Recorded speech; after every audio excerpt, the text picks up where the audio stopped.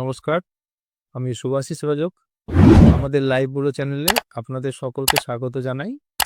আজকে আমরা যে বিষয়টি নিয়ে আলোচনা করব, আনন্দধারায় যে মহিলা স্বনির্ভর দলগুলো হয়, সেই মহিলা স্বনির্ভর দলের গঠন থেকে তাদের যে দীর্ঘমেয়াদী কার্যক্রম বা প্রক্রিয়া, সেই বিষয় নিয়ে আমরা সংক্ষেপে আলোচনা করব। প্রথমত যেটা হয়, আহ, একই পাড়ার বাসিন্দা দরিদ্র মহিলা যারা 10 থেকে 20 জন, এদেরকে নিয়ে একটি দল গঠন করা হয়।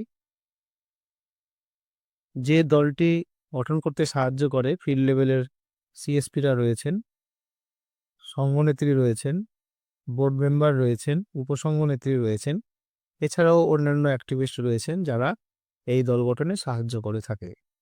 দল গঠনের পর প্রত্যেকের তথ্য, মানে সদস্যদের তথ্য এবং দলের কিছু তথ্য লোকস পোর্টাল বলে একটি পোর্টাল আছে, যেখানে সংসদ লেভেলের আইটিসিআরপিরা ওই দলের নামে এবং মেম্বারদের নামে সেই তথ্যগুলো এন্ট্রি করে, যাতে করে দলের একটি লোকস আইডি পড়ে এবং প্রতিটা মেম্বারেরও একটা করে আইডি পড়ে। এরপরে ওই দলের রেজুলেশনটি একটি একটি বিডিও সাহেবের কাছে সিগনেচারের জন্য পাঠিয়ে দেওয়া হয়। সেখান থেকে ব্যাংকে একটি চিঠি করা হয়, যাতে করে স্বনির্ভর দলের ওই সার্ভিস এরিয়া ব্যাংকে দলের নামে একটি সেভিংস অ্যাকাউন্ট ব্যাংক খুলে দেয়। সেই অ্যাকাউন্টটা যখন হয়ে যায়, তারপরে সেখানে স্বনির্ভর দলগুলো তাদের স্বল্প সঞ্চয়, সে 50 টাকা মাস বা 100 টাকা মাস বা তার কম বেশি যাই হোক না কেন, দলের মহিলাদের সুবিধা মতো প্রতি মাসে সঞ্চয় শুরু হয়। এবং দলের কিছু খাতাপত্র রয়েছে, ক্যাশ খাতা, সঞ্চয় খতিয়ান, ঋণ খতিয়ান, সাধারণ খতিয়ান এবং হাত বই, এইগুলো লেখা প্রাথমিকভাবে শুরু হয়। পাশাপাশি আহ, টাকা সঞ্চয় হতে থাকে। 3 মাস যখন হয়ে যায় অ্যাকাউন্ট হওয়া, তখন একটি সংঘ সমবায়, উপসংঘ এবং বিডিও অফিসের উদ্যোগে একটি রিভলভিং ফান্ডের জন্য একটি গ্রেডিং করা হয়, যেখানে 60% যদি মার্কস সেই দলটি পায়, তাহলে সেই দলটিকে রিভলভিং ফান্ড পাওয়ার যোগ্য হিসেবে গ্রহণ করা হয়। এবং সে যাতে আরেকটা সুবিধাটা পায়, রিভলভিং ফান্ডের সুবিধাটা পায়, আপাতত 30,000 টাকা দেওয়া হচ্ছে, এটা সময় বিশেষে কম বেশি হতে পারে, সেই তার ব্যবস্থা করা হয়।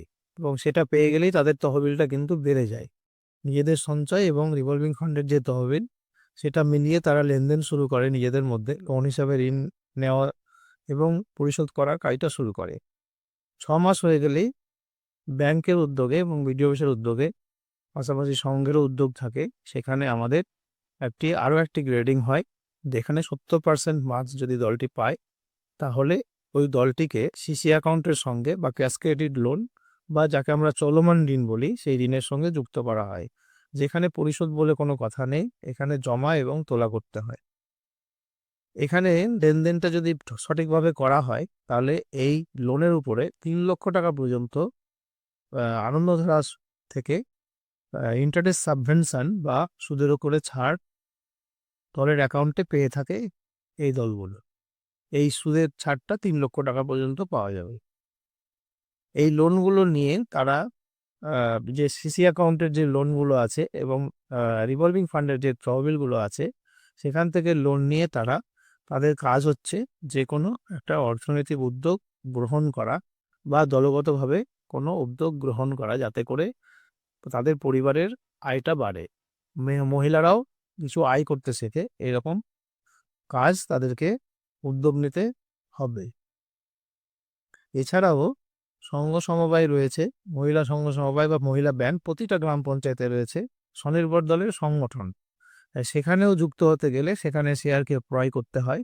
কত টাকার শেয়ার ক্রয় করতে পারবে সেটা সংঘ সমবায় ঠিক করে। যত টাকায় শেয়ার নিক না কেন, 20 গুণ লোন সেখান থেকে পাওয়া যায়। সিআইএফ লোন পাওয়া যায়, আবার ভিআরএফ লোনও সেখান থেকে পাওয়া যায়, যাতে করে মহিলারা যদি টাকার তাদের ঘাটতি থাকে, তাহলে সেখান থেকে নিয়েও তারা এই অর্থকরী উদ্যোগটা গ্রহণ করতে পারে। এদিকে সিসি অ্যাকাউন্টের যে লেনদেনটা হয়, সেটা যখন 1 বছর হয়ে যায়, সেখানেও কিন্তু আবার এনহ্যান্সের ব্যবস্থা আছে, বা সাবসিকুয়েন্ট গ্রেডিং যেটা প্রতি বছর হয়ে থাকে। সেই গ্রেডিংটা হতে গেলেই এবং পাস করতে গেলে তাদের সিসি অ্যাকাউন্টের যে লেনদেন সেটা এখানে দেখা হয় যে তারা সঠিকভাবে করছে কিনা। সেটা করতে গেলে তাদের লোনের অ্যামাউন্টটা বাড়িয়ে দেওয়া হয়। প্রথমে যখন সিসি অ্যাকাউন্ট করা হয়েছিল সেখানে ১.৫ লাখ বা ৩ লক্ষ টাকা লোন দেওয়া হয়। কোনো কোনো জেলায় আবার তার কম বেশি আছে। তো সেটা আবার ৩ থেকে হয়তো ৫ করে দেওয়া হলো বা ৬ করে দেওয়া হলো। এইভাবে কিন্তু ১০, ১৫, ২০ এই পর্যন্ত কিন্তু এখনো কিন্তু ২০ লক্ষ টাকা লোন হয়েছে। এমনও কিন্তু দল আমাদের এই পশ্চিমবাংলায় দেখতে পাওয়া যাচ্ছে। তো যেটা হচ্ছে এখানে আর্থিক যে অভাবগুলো সেখানে কিন্তু এই দল গঠনের ক্ষেত্রে দল গঠন করে থাকলে কিন্তু সেই অভাবটা আর থাকে না। তার সঙ্গে, সঙ্গে আমাদের যে সংঘ সমবায়গুলো আছে তাদেরকেও প্রচুর ফান্ড দিচ্ছে আমাদের সরকার। যেখান থেকে আমরা ঋণ নিয়ে এটা আমরা কাজে লাগাতে পারি। এখানে স্বনির্ভর দলগুলোকে শুরু থেকেই বিভিন্ন রকমভাবে ক্যাপাসিটি বিল্ডিং তাদের সক্ষমতা বাড়ানোর জন্য বিভিন্ন রকম ট্রেনিং দেওয়া হয়ে থাকে। একেবারে বিনা খরচায়, কোনো রকম খরচ লাগে না। বিভিন্ন হাতের কাজের উপরেও ট্রেনিং দেওয়া হয়ে থাকে যাতে করে মহিলারা হাতের কাজটা শিখে নিজেরাই নিজেদের কোনো উদ্যোগ গ্রহণ করতে পারে। বিভিন্ন দপ্তর থেকে এখানে সহায়তা করা হয়, যেমন কৃষি দপ্তর থেকে কখনো কখনো যন্ত্রপাতি, মেশিন বা চাষের সরঞ্জাম বিতরণ করা হয়। এআরডি দপ্তর থেকে ছাগল, হাঁস, মুরগির বাচ্চা এগুলোও বিতরণ করা হয়।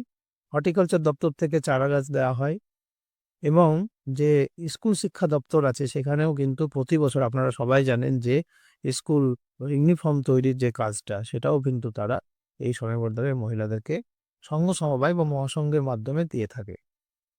তো এইভাবে কিন্তু আমাদের এই দল গঠনের প্রক্রিয়া বা দল গঠনের যে কাজকর্মগুলো এভাবে চলতে থাকে। এখানে মহিলাদেরকে বিভিন্নভাবে সচেতন করা হয়, বিভিন্ন প্রকল্পের যাতে তারা সুবিধাগুলো পায়।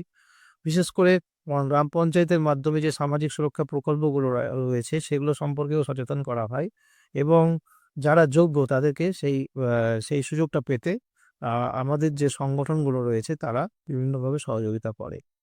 এছাড়াও আমাদের আনন্দধারায় বা অন্যান্য প্রকল্পেও আমাদের এই স্বনির্ভর দলের মহিলাদেরকে কোনো, কোনো ক্ষেত্রে নিয়োগের ক্ষেত্রে গুরুত্ব দেওয়া হয় এবং এমনও অনেক পোস্ট আছে যেগুলো স্বনির্ভর দলের মহিলা না হলে কিন্তু পাওয়া যায় না। এইরকম আমাদের প্রজেক্টে কিন্তু স্বনির্ভর দলের মহিলা হিসেবেই কাজ পেয়েছে এরকম ৪০ থেকে ৭০ জন প্রায় প্রতিটা পঞ্চায়েতে কর্মী রয়েছেন, যারা কেউ বা ডেইলি ওয়েজ বেসিসে কাজ করেন, কেউ বা ইনসেনটিভ পেয়ে কাজ করেন, অনারিয়াম পেয়ে কাজ করেন, আবার কেউ বা কাজের হিসেবে টাকা পান।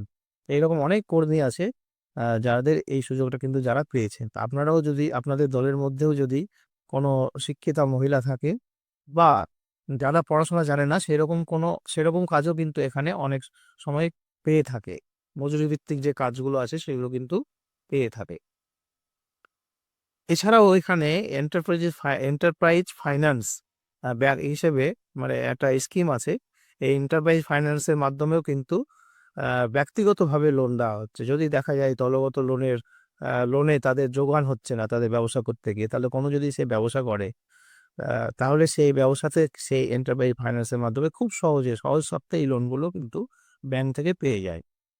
এছাড়াও পিএমএফএমই বলে একটা আ স্কিম আছে যেখানে যারা ফুড প্রোডাকশন এর উপরে খাদ্য প্রক্রিয়াকরণের উপরে কাজ করছেন তারা কিন্তু এখানে বিভিন্ন রকমের অনুদান এবং ট্রেনিং সাপোর্ট বলুন, লোনের সাপোর্ট বলুন, এই পিএমএফএমইর স্কিমের মাধ্যমে কিন্তু পেয়ে থাকে। এটাও ব্যক্তিগত। দলগতভাবে যেমন ব্যাংক ক্র্যাশ ক্রেডিট লোন দিচ্ছে সেরকম কিন্তু এন্টারপ্রাইজ ফাইন্যান্স বা পিএমএফএমইর মাধ্যমেও কিন্তু ব্যক্তিগতভাবে লোন দেওয়া হচ্ছে। এছাড়াও লাখপতি দিদি একটি স্কিম চলছে পাশাপাশি, যেখানে দরিদ্র মহিলাদের পরিবারে যাতে ৳১,০০,০০০ মিনিমাম আয় হয় প্রতি বছর, তার জন্য কিন্তু বিভিন্ন রকমভাবে সাপোর্ট দেওয়া হচ্ছে বা আগামী দিনেও দেওয়া হবে।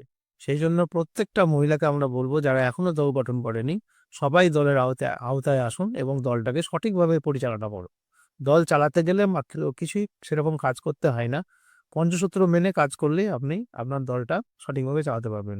নিয়ম করে মিটিং করবেন, সঞ্চয় করবেন, নিজেদের টাকাগুলো ঋণ হিসেবে দিবেন এবং সঠিকভাবে সময়ে ফেরত দেবেন।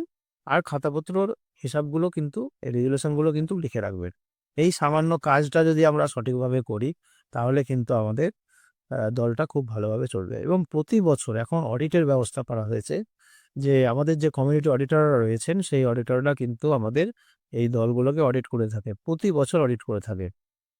তো সঠিকভাবে পরিচালনার জন্য এদেরকে কিন্তু বিভিন্ন দপ্তরের সঙ্গে আমাদের যে বিডিও অফিস আছে, পঞ্চায়েত আছে, সংঘ সমবায় অফিস আছে এবং যারা কর্মী আছেন, সংঘ সমবায়ের কর্মী বা নেত্রী আছেন, তাদের সঙ্গেও কিন্তু নিয়মিতভাবে নিবিড় যোগাযোগ রাখতে হবে। তাহলে কি হবে? প্রত্যেকটা সুযোগ সুবিধার কথা এবং কোথায় কিভাবে পরিচালনা করতে হয়, সঠিকভাবে চালাতে হয় দলগুলোকে, বা আমরা সংঘ সমবায় কিভাবে যেতে পারি নেত্রী হিসাবে বা বোর্ড মেম্বার হিসাবে, সেগুলো আমরা জানতে পারবো।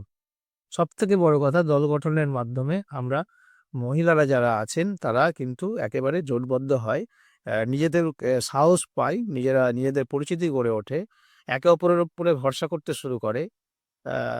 এখানে একটা বিষয় হয় যে তারা তাদের জ্ঞানটাও বাড়ে, অভিজ্ঞতা বাড়ে, সচেতনতা বাড়ে, শিক্ষা, স্বাস্থ্য, কৃষি এগুলো সম্পর্কেও কিন্তু তারা জানতে পারে। যেহেতু এগুলো সম্পর্কে মাঝে মধ্যেই আমাদের এখানে সচেতনতা শিবিরগুলো হয়ে থাকে। এখানে একটা জিনিস চেষ্টা করতে হবে যে নিজেদের মধ্যে যাতে কোনো দ্বন্দ্ব না হয়। নিজেদের দলের মেয়েদেরকে একেবারে একই পরিবারের সদস্য মনে করতে হবে। নিজেদের পরিবারের লোক মনে করতে হবে এবং ছোটখাটো বিষয় নিয়ে যে ঝামেলাগুলো হয় সেগুলো যাতে না হয় সেটা লক্ষ্য রাখতে হবে। তীক্ষ্ণ নজর রাখতে হবে। আমাদের প্রত্যেকটা মহিলাকে চেষ্টা করতে হবে, আমি উপসংঘের নেত্রী হব, সংঘের নেত্রী হব, মহাসংঘের নেত্রী হব। এমনকি পঞ্চায়েতের যে ৩০ তক নির্বাচন হয়, ৩০ তক গ্রাম পঞ্চায়েত যে নির্বাচন হয়, সেই নির্বাচনেও আমরা অংশগ্রহণ করব।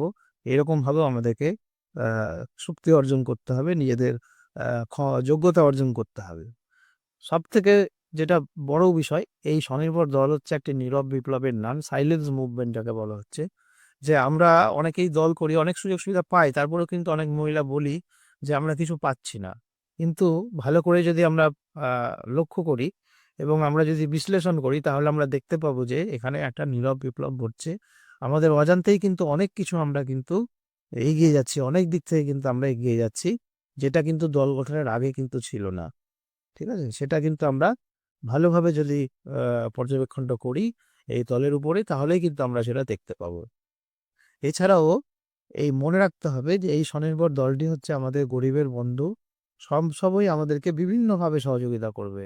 সরকারি সুযোগ সুবিধার কথা জানতে, লোন পেতে, ট্রেনিং পেতে বিভিন্ন সময়ে কিন্তু আমাদের এখানে পাওয়ার ব্যাপার আছে। এখানে কিছু দেওয়ার কিছু নেই, শুধু পাওয়ার ব্যাপার আছে। সেইজন্য স্বনির্ভর দলের উপরে আমাদের গুরুত্ব বাড়াতে হবে এবং যে দলগুলো এখনো আ ভালোভাবে চলছে না তাদেরকে ভালোভাবে চালাতে হবে এবং যারা দল গঠন করেনি তাদেরকে আরো দল গঠন করতে হবে। এটা আমরা আশা করব যে আগামী দিনে আমাদের কোনো একজন মহিলাও দলের বাইরে থাকবেন না। ধন্যবাদ সবাইকে আমাদের এই ভিডিওটি দেখার জন্য।